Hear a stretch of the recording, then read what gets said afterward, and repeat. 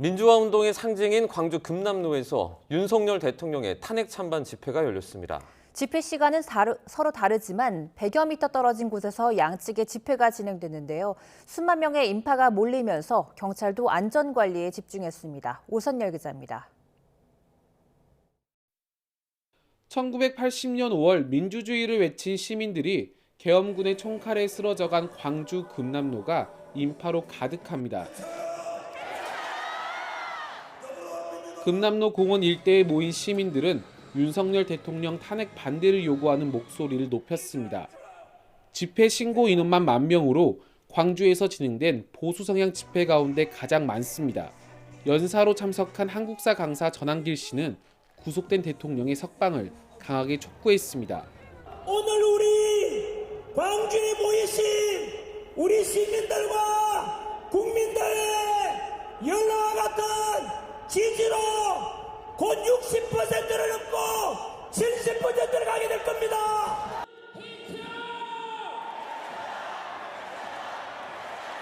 광주 시민단체는 집회 전부터 5.18 민주광장에서 먹거리 부스 등을 운영하며 결집을 호소했습니다.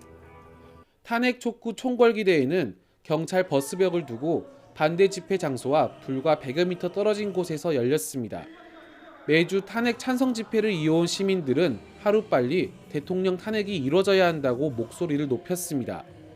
실제로 우리 민초들은 국가로부터 받은 게 없음에도 국가가 위기에 닥치면 목숨을 걸고 국가를 위기에서 구하려는 아름다운 DNA가 있고 그 DNA 중심은 호남입니다. 금남로 1가부터 5가까지 600여 미터 도로는 하루 내내 집회 인원으로 가득 차면서 긴장감이 맴돌았습니다. 금남로 차 없는 거리 양쪽에서 대통령 탄핵 찬반 집회가 열리면서 5.18 민주화 운동의 상징인 금남로가 두 쪽으로 나눠졌습니다. 집회가 열리는 동안 일부 인원끼리 고성이 오가기도 했지만 경찰이 금남로와 집회 길목마다 안전관리 인력 1,500여 명을 동원하면서 다행히 큰 충돌은 일어나지 않았습니다. YTN 오선열입니다. 여야는 전국 각지에서 열린 탄핵 찬반 집회에 참석해 장외 여론전에 나섰습니다. 야권은 광주 탄핵 반대 집회를 친위 쿠데타라고 옹호했고 여당은 거대 야당의 입법 폭주를 계엄 사태 원인으로 지목하며 날을 세웠습니다. 손효정 기자입니다. 더불어민주당 광주, 전남 현역 의원들과 조국혁신당 등 야당 정치인이 광주에서 열린 윤석열 대통령 파면 촉구 집회에 모였습니다. 보수 성향 단체가 광주에서 탄핵 반대 집회를 예고하자 맞불 성격으로 집결한 겁니다. 윤석열의 친위 쿠데타를 옹호하고 탄핵을 반대하는 요사스를 말하는 새친혀로부터 이제는 민주주의를 지키기 위해서 집회에 참석하지 않은 민주당 지도부 역시 원격 지원 사격에 나섰습니다. 이재명 대표는 SNS를 통해 12.3 비상계엄은 눈밖에 난 이들을 집단 학살하려 했던 윤석열 파시즘이라고 비판했고 박찬대 원내대표도 극우 세력들이 민주화 성지 광주에서 집회를 열고 민주주의와 헌정질서를 모독했다고 지적했습니다. 국민의힘 일부 의원들도 전국 곳곳에서 열린 탄핵 반대 집회에 참석해 힘을 보탰습니다. 호남 출신 5선 조배숙 의원은 광주 탄핵 반대 집회에 참석했고 윤석열 정부에서 당대표를 역임한 김기현 의원과 나경원, 윤상현 등 당 중진 의원들도 울산 집회의 모습을 드러냈습니다. 계엄 선포의 책임은 사법 리스크에서 당대표를 지키기 위한 탄핵 남발과 입법 폭주 등 거대 야당 횡포에 있다며 이 대표와 민주당을 겨냥했습니다. 민주당이 윤석열 대통령 당선 이후 한 번이라도 대통령을 인정했습니까, 여러분? 오로지 이재명 대통령 만들기에 있었습니다, 여러분. 일부 원외 당협위원장은 공수처와 헌법재판소에서 릴레이 집회를 열어 윤 대통령 탄핵 심판 과정의 편향성과 불공정성을 부각하는 데 주력했습니다. 여야 지도부 모두 소속 의원들의 집회 참여는 당 차원이 아닌 개별 행동이라고 선을 그었지만 탄핵 심판이 막바지로 향할수록 장외 여론전의 수위는 더 고조될 거란 전망이 나옵니다. YTN 손유정입니다. 윤석열 대통령 탄핵 심판에는 10명이 넘는 증인이 출석해 증언했습니다. 헌재가 결정을 내리는데 어떻게 작용할지 관심이 쏠립니다. 김영수 기자입니다. 지금까지 헌법재판소 탄핵 심판에 나와 증언한 인물은 모두 14명입니다. 이 가운데 5명은 지난해 12월 3일 밤 당시 계엄군으로 활동했습니다. 여기서 수방사령관과 대통령으로부터 각각 의원들을 끌어내라는 지시를 받았다는 증언이 나왔습니다. 안에 있는 인원을 끄집어내라 이랬습니다. 하지만 끌어내라고 지시했거나 체포 명단을 전파한 의혹을 받는 전직 사령관 2명은 사실상 탄핵 심판에서 발을 뺐습니다. 이 형사재판에서 굉장히 엄격하게 따져봐야 될 상황이기 때문에 이 자리에서 증언하기가 좀 곤란함을 재판장님 양해해 주십시오. 정치인 체포 명단이 적힌 홍장원 전 국정원 1차장의 메모와 증언은 파급력이 컸던 만큼 반론도 만만치 않았습니다.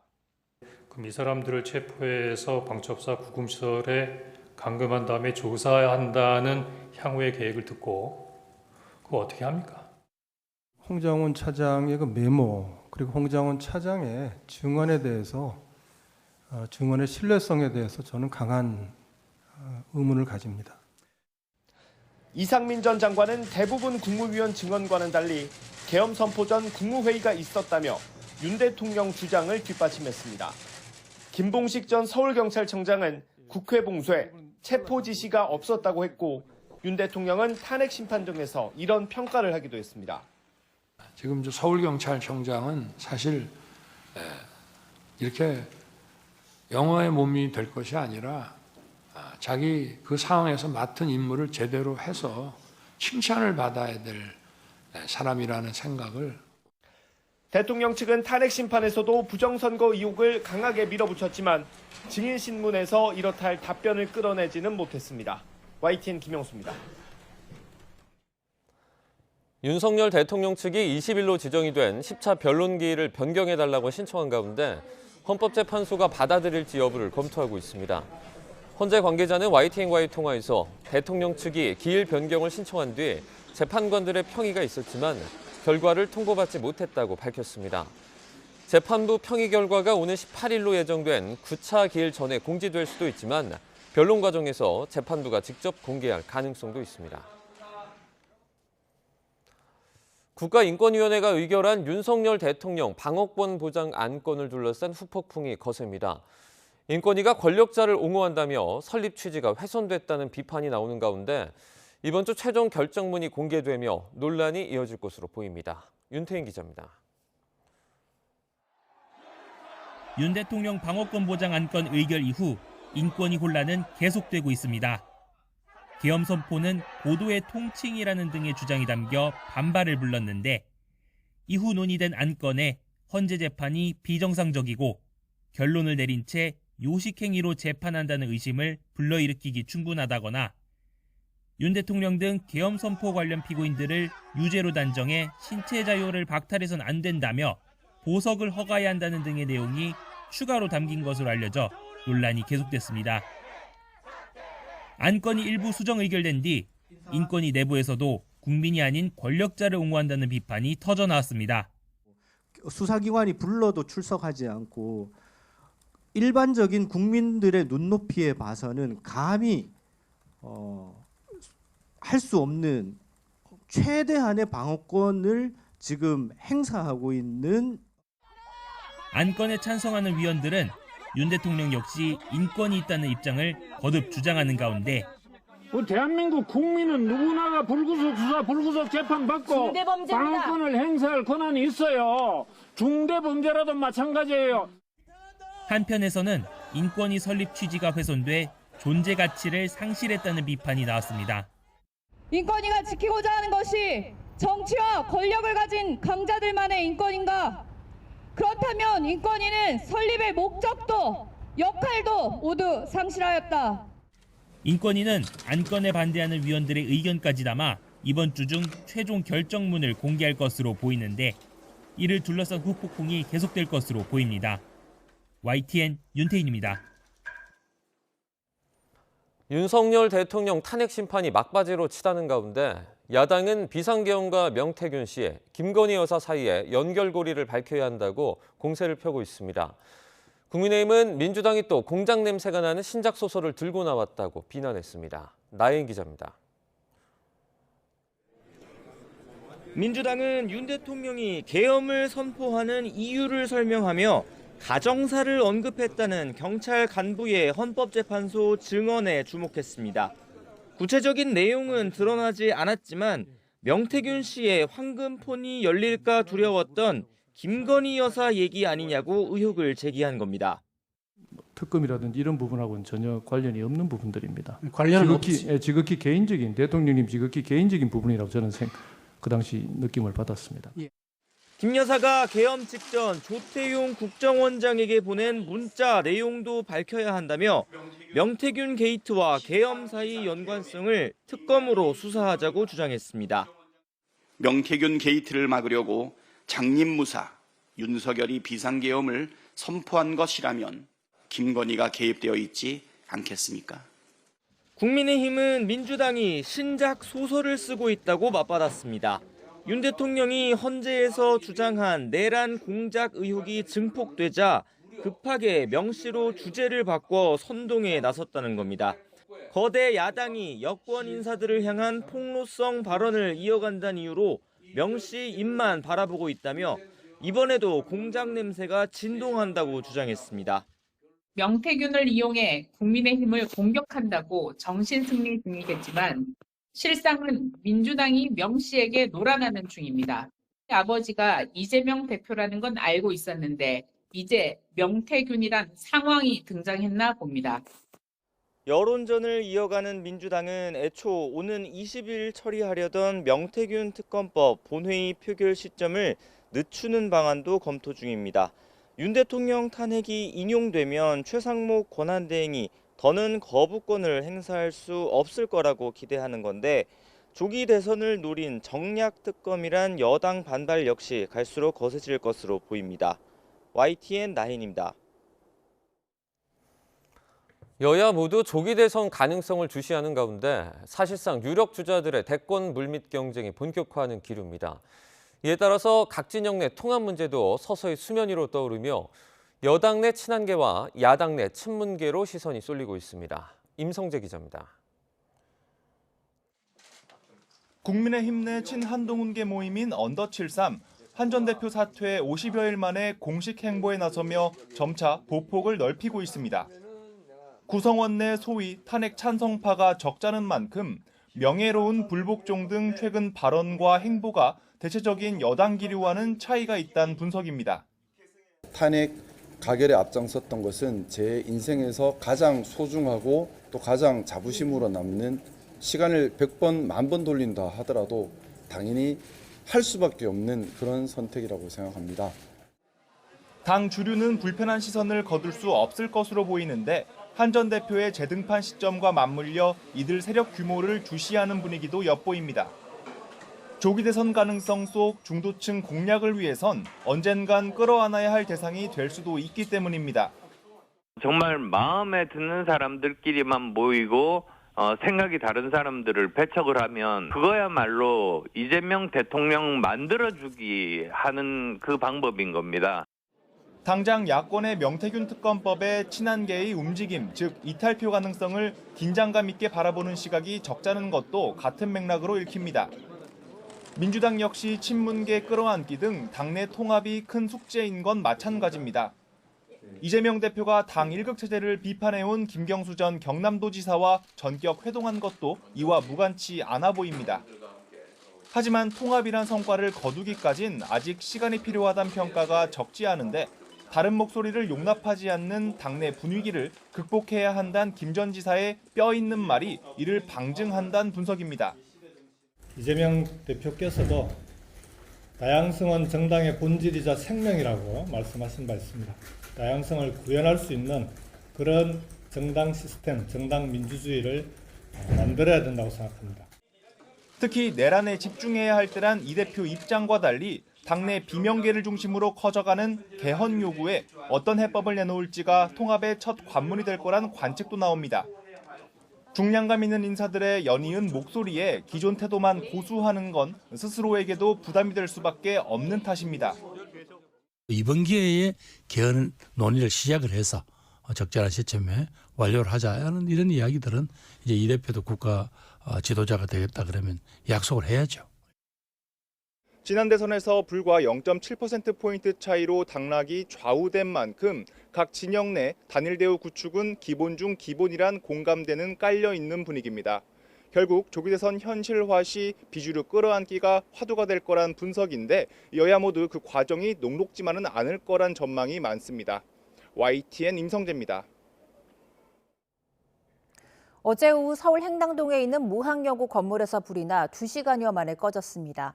다행히 다친 사람은 없지만 수차례 폭발음이 들리고 검은 연기가 솟구치며 주민들이 불안에 떨었습니다. 김민혁 기자입니다. 오후 1시 반쯤 학교 건물 뒤쪽에서 갑자기 검은 연기가 솟아오르더니 금세 위아래에서 연기가 뿜어져 나오고 누군가 다급하게 도움을 요청합니다.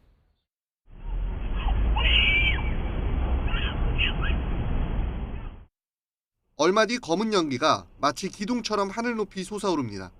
시뻘건 불길과 검은 연기가 건물 전체를 집어삼켰고 곳곳에서 불꽃이 튀기도 합니다. 서울 행당동에 있는 무학여자고등학교 별관 급식실 건물에서 불이 난 겁니다. 소방당국은 화재의 심각성을 고려해 곧바로 관할 소방 인력과 장비를 모두 동원하는 대응 1단계를 발령했습니다. 크레인으로 물대포까지 뿌려가며 진화 작업을 벌인 끝에 2시간 20분 만에 불을 모두 껐습니다. 방학이라 건물에 사람이 없어 다행히 인명피해는 없었습니다. 건물 전체가 시꺼멓게 타버린 가운데 곳곳에는 철제 구조물이 녹아내려 드러났습니다. 주민들은 수차례 폭발음까지 들렸다며 불안해했습니다. 막까만 연기하고 폭발이 무슨 화산 폭발 나는 것처럼 산하를 드덮는 느낌의 막 불길이 확 올라가지고 너무 무서워가지고. 이 불로 건물 1층 주차장에 있던 차량 11대도 탔습니다. 관계당국은 학교 관계자와 CCTV 영상 등을 통해 정확한 화재 원인을 조사하고 월요일 오전 합동 감식을 진행할 계획입니다.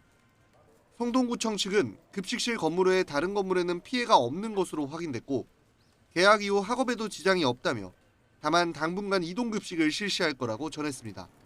YTN 배민혁입니다. 6명이 숨진 부산 기장군 리조트 신축 공사장 화재 사고를 수사 중인 경찰이 목격자 진술과 공사 관련 서류, CCTV 등을 확보해 분석에 들어갔습니다. 부산경찰청 전담수사팀은 각종 배관 등이 모여있는 이른바 파티룸에서 연기를 봤다는 진술과 바닥 배관 구멍으로 연기가 유입돼 불이 번졌다는 진술 등이 추가로 나와 확인 중이라고 밝혔습니다. 경찰은 사고 당시 용접 작업을 하던 6명과 피해자 등에 대한 조사와 함께 용접 허가서와 공사 계약서 등 20여 개 문서와 CCTV를 확보해 분석 중입니다. 또 오늘 현장 감식을 진행해 구체적인 사고 경위를 조사한다는 방침입니다. 이번 부산 리조트 공사장 화재와 관련해 정부 당국이 중대재해처벌법 위반 여부에 대한 조사에 나섰습니다. 소방시설이나 피난로 확보 여부 등 안전조치와 관련해 시공사와 하청업체를 대상으로 한 조사도 빠르게 이뤄질 전망입니다. 김주영 기자입니다. 6명이 숨진 부산 호텔 공사 현장 화재 이후 관심은 사고 원인과 함께 관련 법 위반 여부에 쏠리고 있습니다. 시설의 관리 책임자 이런 부분에 대한 형사상의 책임 이런 것들을 이제 종합적으로 저희가 이제 다 살펴보고. 핵심은 중대재해처벌법입니다. 중대재해처벌법은 사망자 1명 이상이 발생한 사고에 적용되며 사업주나 경영 책임자에게도 법적 책임을 물을 수 있게 했습니다. 안전이나 보건 조치 의무를 위반했는지가 관건입니다. 이번 사건의 경우 공사 현장에 설치해야 하는 임시 소방시설이 잘 갖춰져 있었는지가 우선 조사 대상이 될 것으로 보입니다. 법에 규정된 스프링클러나 비상 조명 등 같은 안전장치가 제대로 작동하지 않았다면 피해를 키운 주요 원인 가운데 하나가 될 수 있기 때문입니다. 현장에 공사 자재 등이 많이 쌓여 있었던 것으로 알려진 가운데 피난로가 확보돼 있었는지도 조사해야 합니다. 건물 전체에 인테리어가 곳곳에 다 산재되어 있습니다. 이에 따라 경찰과 소방당국 등은 현장 감식과 함께 시공사, 하청업체 관계자들에 대한 조사에도 속도를 낼 것으로 보입니다. YTN 김주영입니다. 요즘 대형 사건 사고로 인한 희생자가 많이 발생하면서 안타까움이 큰데요. 무안 국제공항에서 발생한 제주항공 여객기 참사 희생자를 기리는 49제 합동 위령제가 있었습니다. 오점곤 기자가 취재했습니다. 179명이 한꺼번에 희생된 참사가 발생한 지 49일째. 49제 합동 위령제는 헌화와 분향을 시작으로 온종일 이어졌습니다. 사랑하는 이들이여, 부디 편히 씻어서 당신들의 따뜻한 미소와 목소리는 우리 마음속에 영원히 남아있을 것입니다. 유가족뿐 아니라 현장에서 참사의 아픔을 같이 했던 소방공무원과 자치단체 공무원 등 700여 명이 참석해서 망자의 진짜 마지막 길을 함께했습니다. 무엇이 잘못되었는지, 무엇이 바뀌어져야 할 것인지, 또 어떻게 바꿀 것인지에 대한 답을 찾을 때까지 멈추지 않겠습니다. 죽은 이가 다음 세상으로 완전히 넘어갈 때 명복을 빈다는 49제는 원래 불교 의식이지만 이번엔 기독교와 천주교도 함께 참여했습니다. 또한 오전 합동 위령제가 끝난 뒤에는 진도 씻긴 곳으로 한 번 더 망자의 마지막 한을 달래주기도 했습니다. 전라남도는 앞으로 공항 인근에 추모공원을 만들고 피해 지원 특별법 제정도 추진한다는 계획입니다. 고인들을 기억하고 추모할 수 있는 안식의 공간도 마련하겠습니다. 그곳에서 우리는 그분들의 아름다운 삶과 꿈을 영원히 추억할 것입니다. 일단 다다음 달 18일까지 공항 폐쇄가 예고된 무안 국제공항. 네, 이제 관심은 공항이 언제 다시 문을 여느냐인데요. 활주로 정비 등 여러 가지 상황을 고려할 때 추가적인 공항 폐쇄 연장 조치가 불가피하다는 전망이 많습니다. YTN 오점곤입니다.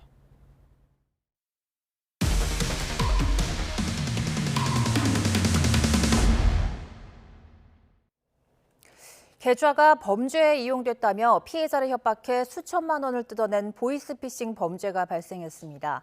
일당은 특히 주변의 의심을 피하기 위해 지방에 사는 피해자를 서울에 있는 모텔에 고립시킨 채 범행을 저질렀습니다. 표정호 기자가 보도합니다. 지난해 10월 A씨는 서울중앙지검 검사라는 남성에게 자신의 계좌가 범죄에 이용됐다는 전화를 받았습니다.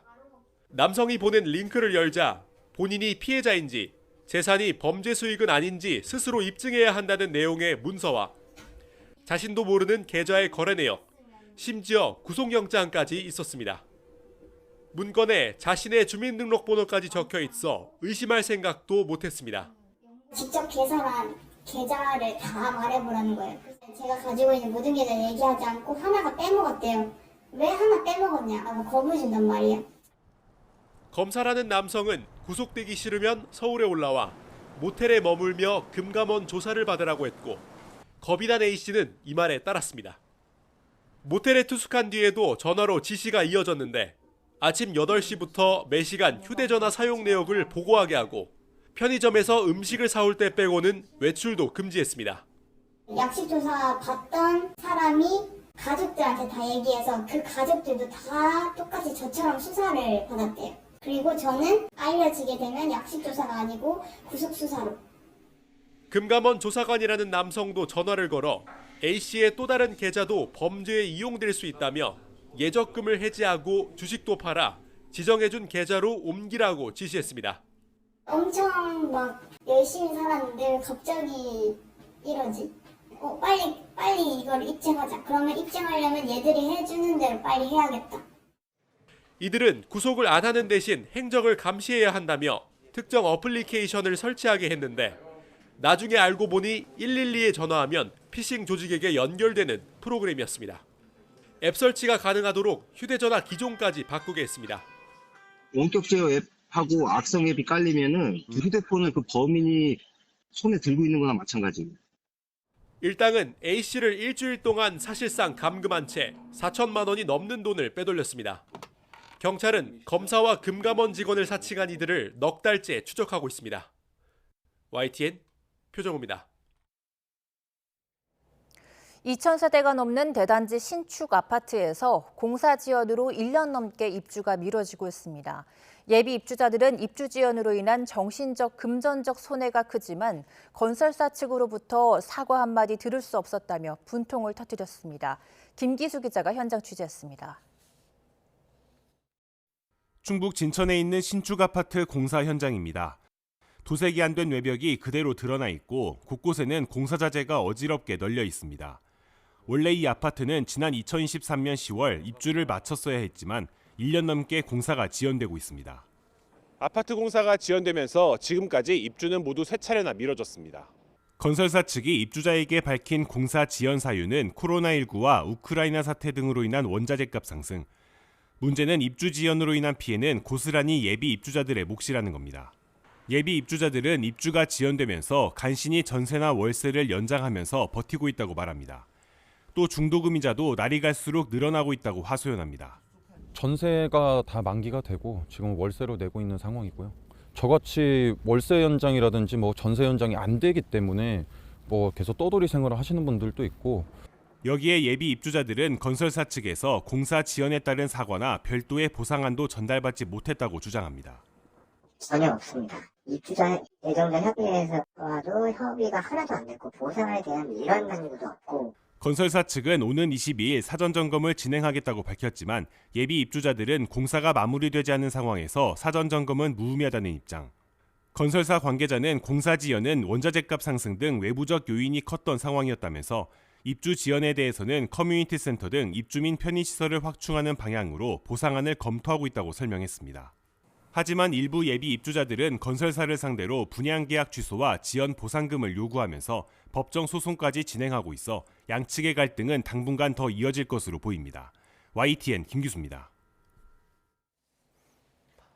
한국과 미국, 일본이 트럼프 2기 행정부 출범 후 처음으로 3국 외교장관 회의를 열고 북핵 대응 공조와 중국 견제 입장을 담은 공동 성명을 발표했습니다. 조태열 외교부 장관과 마코 루비오 미 국무장관, 이와야 다케시 일본 외무상은 현지 시간 15일 뮌헨 안보회의를 계기로 독일 뮌헨에서 회동을 한 뒤 공동 성명을 발표했습니다. 3국 장관들은 북한의 완전한 비핵화에 대한 의지를 재확인하면서 북한 핵미사일 프로그램 그리고 러시아와 북한의 군사협력에 대한 우려와 함께 공동 대응이 필요하다는 입장을 밝혔습니다. 마코 루비오 미국 국무장관이 독일 뮌헨에서 열린 한미 외교장관 회담에서 최상목 대통령 권한대행 부총리 겸 기획재정부 장관에 대한 신뢰를 강조했다고 미 국무부가 밝혔습니다. 미 국무부는 조태열 외교부 장관과 루비오 장관의 회담 결과를 설명한 보도자료에서 루비오 장관은 한국의 최 대통령 권한대행과 한미 동맹의 강인함에 대한 신뢰를 재차 밝혔다고 소개했습니다. 지난달 20일 미 도널드 트럼프 행정부 출범 이후 미국 정부가 공식 발표 자료를 통해 한국 권한대행 체제에 대해서 입장을 밝힌 건 이번이 처음입니다. 미국이 우크라이나가 보유한 히토류 자원의 50%를 요구했지만 젤렌스키 우크라이나 대통령은 거부한 것으로 나타났습니다. 젤렌스키는 히토류 채굴을 허용하는 광물 협정의 조건으로 미국에 확실한 안보 보장을 요구하고 있어 휴전 협상의 변수가 될 전망입니다. 뉴욕에서 이승윤 특파원입니다. 지난 12일 스콧 베센트 미 재무부 장관은 우크라이나 키이우를 방문해 볼로디미르 젤렌스키 대통령과 양국 간 광물 협정 등을 논의했습니다. 미국 MBC 방송은 이 자리에서 베센트 장관이 휴전 뒤에 우크라이나의 안전 보장을 위해 미군을 배치해 줄 수 있다며 히토류 자원 50%를 요구했다고 보도했습니다. 협상 관계자는 당시 젤렌스키 우크라이나 대통령이 이런 제안을 거부했다고 영국 파이낸셜 타임스에 밝혔습니다. 젤렌스키 대통령은 협정 초안에 당장 서명할 수 없다며 검토가 필요하다고 밝혔습니다. There are not very concrete things about security guarantees in this document that for me is very important, the connection between some kind of security guarantees and some kind of investment. 베센트 장관은 미국인이 우크라이나 광물 매장지를 확보하는 것만으로도 러시아를 억제할 수 있다며 광물 협정이 안전망이 될 것이라고 주장한 것으로 알려졌습니다. 트럼프 미국 대통령은 2022년 2월 전쟁 발발 이후 당시 바이든 행정부의 무기 지원을 비판하면서 그 대가로 우크라이나에 히토류 등 자원을 요구하고 있습니다. 젤렌스키는 유럽 등 다른 나라도 광물 채굴에 참여시키려는 것으로 보이지만 미국은 우크라이나를 거세게 압박하고 있습니다. So we're looking to do a deal with Ukraine where they're going to secure what we're giving them with their rare earth and other things. 우크라이나엔 리튬과 티타늄, 흑연 등 첨단 기술 산업에 필수적인 광물이 풍부합니다. 하지만 광물 상당량이 러시아 점령지에 있거나 동부전선과 가까운 지역에 분포돼 있는 것으로 알려졌습니다. 전쟁을 끝내기 위해 휴전 협상을 시작하려는 트럼프에게 우크라이나 측은 러시아의 침략 재발을 막을 수 있는 안전 보장 방안을 요구하고 있어 광물 협정이 중대 변수로 작용할 전망입니다. 뉴욕에서 YTN 이승윤입니다. 팔레스타인 무장 세력인 하마스가 인질 3명을 추가로 풀어주면서 결렬 위기에 놓였던 이스라엘과의 휴전 합의를 이어가게 됐습니다. 하지만 가자 지구를 미국이 차지하겠다는 이른바 트럼프 구상에 대한 반발이 커 휴전 상황은 당분간 살얼음판을 걸을 것으로 보입니다. 김선중 기자입니다. 이스라엘 남성 3명이 팔레스타인 하마스 무장 군인의 호위 속에 무대 위에 오릅니다. 지난 2023년 하마스의 기습 공격돼 이스라엘 남부의 니르우즈 집단 농장에서 납치된 인질들입니다. 인질들은 무대에서 간단한 인사와 기념 촬영을 마친 뒤에 국제 적십자사의 차량에 올라 이스라엘로 돌아갔습니다.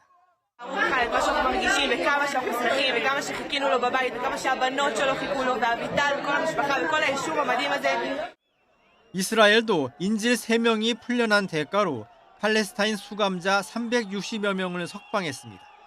종신형을 선고받은 36명도 포함됐습니다. 지난달 19일 이스라엘과 하마스는 6주간의 휴전 1단계에서 하마스가 인질 33명을 풀어주고 이스라엘도 팔레스타인 수감자 1,900여 명을 석방하기로 했습니다. 앞서 5차례에 걸쳐 인질 21명과 수감자 730여 명이 각각 풀려났습니다. 그런데 하마스가 지난 10일 돌연 이스라엘이 휴전 합의를 어겼다며 6차 인질 석방을 무기한 연기하겠다고 밝혔고 이스라엘과 미국은 인질이 풀려나지 않으면 다시 전투를 시작하겠다고 경고했습니다. Saturday at 12 o'clock, and if they're not here, all hell is going to break out. 결국 이집트와 카타르가 중재에 나서면서 인질 석방과 수감자 교환이 이루어졌습니다. 하지만 가자 지구 주민을 강제 이주시키겠다는 트럼프의 이른바 가자 구상에 대해 팔레스타인 측의 반발이 거센 상황이어서 이스라엘과의 휴전 상황이 다시 위기에 처할 가능성이 작지 않습니다. YTN 김선중입니다. 아프리카 중부의 콩고 민주공화국에서 내전과 더불어 살인과 성폭행, 약탈 등 온갖 범죄가 난무하고 있습니다. 유엔 등 국제사회가 사태 해결을 촉구하고 있지만 르완다와 우간다 등 주변국들의 개입으로 상황이 더욱 복잡해지고 있습니다. 신웅진 기자입니다. 거리에 가득한 사람들이 저마다 흰색 자루를 머리에 이고 있습니다. 식량 6,800톤이 저장돼 있던 WFP 유엔 세계 식량 계획 창고를 약탈한 것입니다. 투치족 반군인 M23이 동부 두 번째 도시인 부카부까지 진격하면서 혼란이 극에 달하고 있습니다.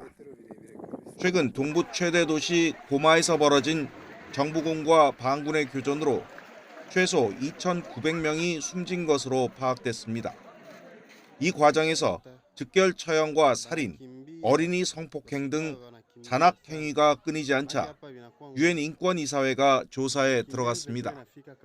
콩고 민주공화국은 반군 M23의 배후로 이웃나라인 르완다를 지목하고 있습니다. Aujourd'hui, nous sommes à plus de 7 millions de déplacés internes et la stabilité est remise en cause par rapport à cette agression récente du Rwanda. Mais ce n'était pas la première agression. 미국과 유럽연합 등 국제사회가 제재와 지원 동계를 거론하며 압박하고 있지만 르완다는 연관성을 부인하고 있습니다. 금과 코발트 등 광물이 풍부한 콩고 민주공화국에는 M23, 민주군사동맹, 코데코 등 100여 개 무장단체가 외세를 등에 업고 활개치고 있습니다. And the fighting that is raging in South Kivu as a result of the continuation of the M23 offensive threatens to push the entire region over the precipice. 여기에 우간다까지 모든 군대가 24시간 안에 무기를 버리고 항복하지 않으면 동부 부니아 마을로 쳐들어가겠다며 개입을 예고해 정세가 갈수록 꼬이고 있습니다. YTN 신웅진입니다. 최근 커피 원두 가격 상승세가 심상치 않습니다. 이상기후로 작황이 부진한 탓인데 커피값 상승이 물가 상승으로 이어지는 커피플레이션이 가속화될 전망입니다. 권영희 기자입니다. 브라질은 세계 아라비카 커피 생산량의 절반을 차지합니다. 섭씨 18에서 21도 정도에서 잘 자라는데 브라질은 최근 이상 고온 현상으로 기온이 30도까지 오릅니다. 여기다 가뭄과 산불까지 기승을 부리며 지난해 생산량이 크게 줄었습니다. 올해 수확량도 예년보다 4.4% 감소할 것으로 분석됩니다. Café eu perdi mais ou menos de 8 a 10 mil pés, entendeu? Estava previsto uma colheita aí de 500, 600 sacos, vai colher mais ou menos a metade, quer dizer, a metade queimou. 인도는 올해 폭우와 고온 현상으로 생산량이 줄어 수출 물량이 10% 넘게 감소할 것으로 보입니다. 인스턴트 커피에 주로 사용되는 로부스타 커피의 최대 생산국인 베트남의 사정도 비슷합니다. 미국 농무부는 전 세계 커피 비축량이 25년 만에 최저치로 떨어질 것으로 내다봅니다.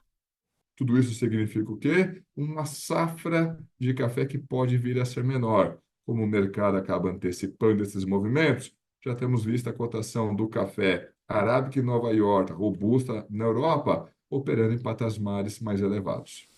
아라비카 원두 가격은 1년 새 2배나 뛰었습니다. 사상 처음으로 1파운드에 4달러를 넘어서기도 했습니다. 우리나라처럼 커피 소비가 많은 나라에선 커피플레이션이 우려됩니다. 실제 많은 업체가 원두 가격 인상을 이유로 줄줄이 커피값을 올렸습니다. 한국은 지난해 2조 원어치 커피를 수입했습니다. YTN 권영입니다. 요즘 젊은 남성을 중심으로 외모에 대한 관심이 커지면서 화장품 수요도 높아지고 있습니다. 이에 발맞춰 남성 전용 브랜드들도 다양한 제품군을 출시하고 있는데 K-뷰티 산업의 차세대 성장 동력이 될 수 있을지 주목됩니다. 오동건 기자가 취재했습니다. 화장품 전문 매장에서 눈썹 정리 중인 젊은 남성. 2030 젊은 남성층이 피부나 두피 관리에 눈을 뜨며 미용 산업의 새 소비층으로 떠오르고 있습니다. 시대가 많이 변해서 남자들도 이제 좀 많이 가꿔야 되는 걸로 또 알고 있고. 이런 추세를 반영해 아모레퍼시픽과 애경 등 화장품 업체들은 남성 전문 브랜드를 만들고 제품군을 확대했습니다. 최근에는 피부톤을 보정해주는 제품이나 아니면 컬러 립밤 같은 색조 화장품도 많이 찾고 계시는 추세입니다. 특히 피부 관리를 넘어 헤어스타일과 제모 등에도 관심을 보이면서 제품 영역도 확대되고 있습니다.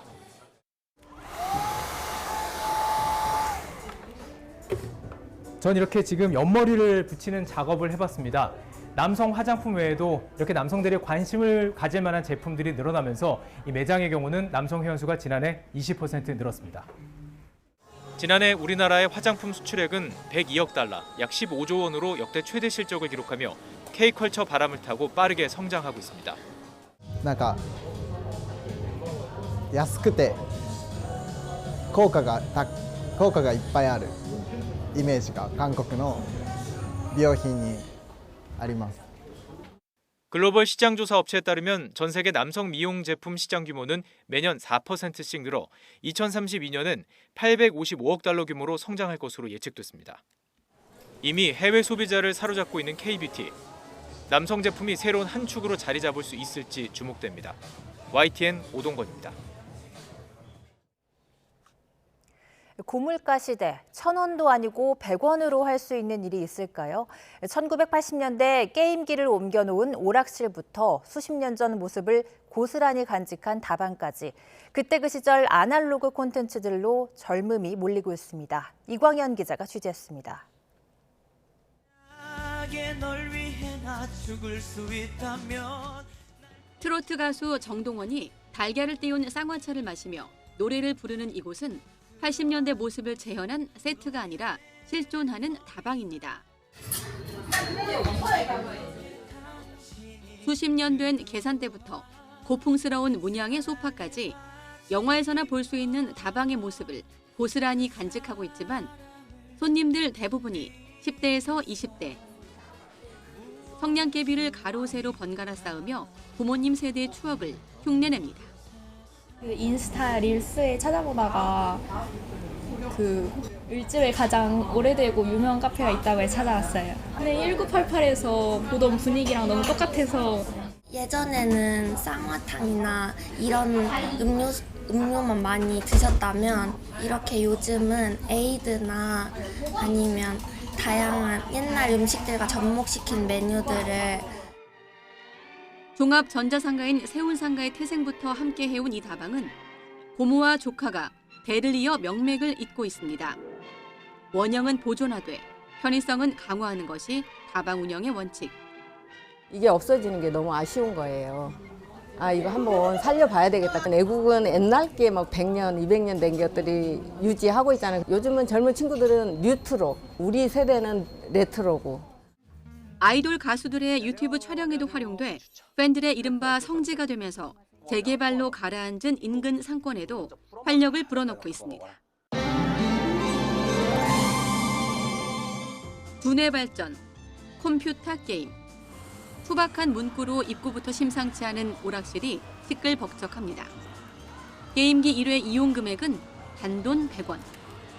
1,000원짜리 몇 장이면 가족과 함께 마음껏 게임을 즐길 수 있어 나들이 장소로 제격입니다. 어렸을 때 저 100원짜리로 오락했던 요 게임들이 많아서 그 게임들 할 때마다 옛날 생각이 좀 나는 것 같아요. 어떤 게임 좋아하세요? 지금 여기 보이는 스트리트 파이터나 춤추는 게임의 원조인 DDR은 물론 철권까지 조이스틱을 흔들며 스트레스를 날립니다.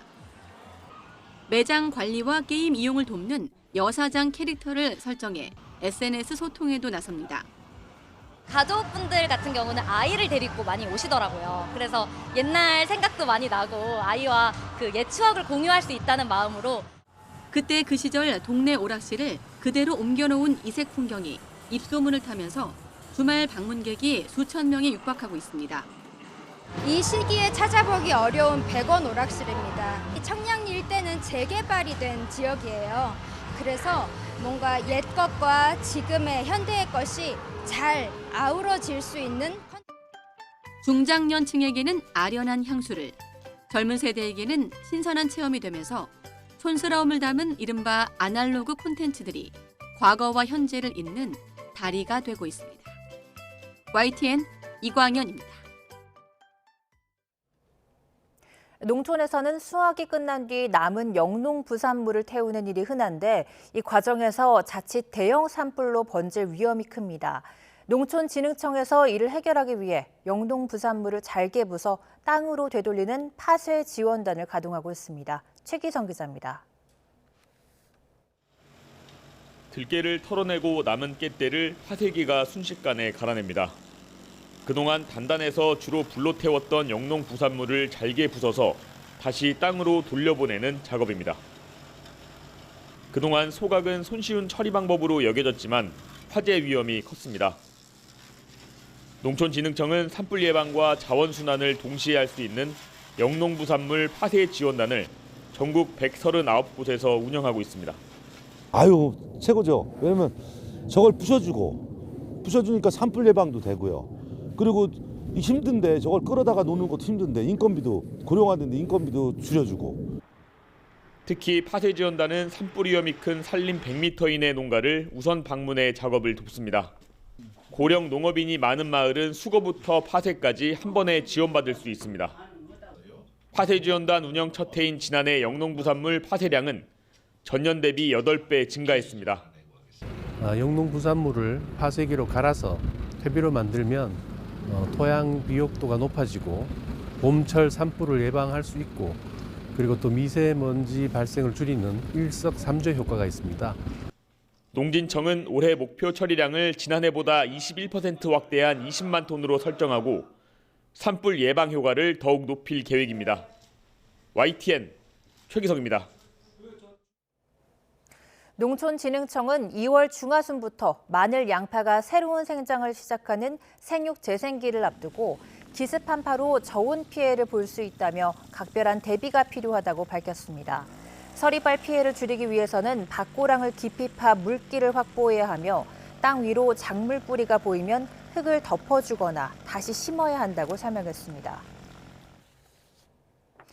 농촌진흥청과 충남대학교 연구팀이 일반 디지털 카메라 방식보다 콩 형질을 더 정밀하게 평가할 수 있는 인공지능, AI 기반 초분광 영상 분석 기술을 개발했습니다. 농진청은 이 기술이 비슷한 크기와 색상, 모양의 콩도 95.8%의 정확도로 분류할 수 있어 기존 방식의 한계를 크게 개선했다고 밝혔습니다.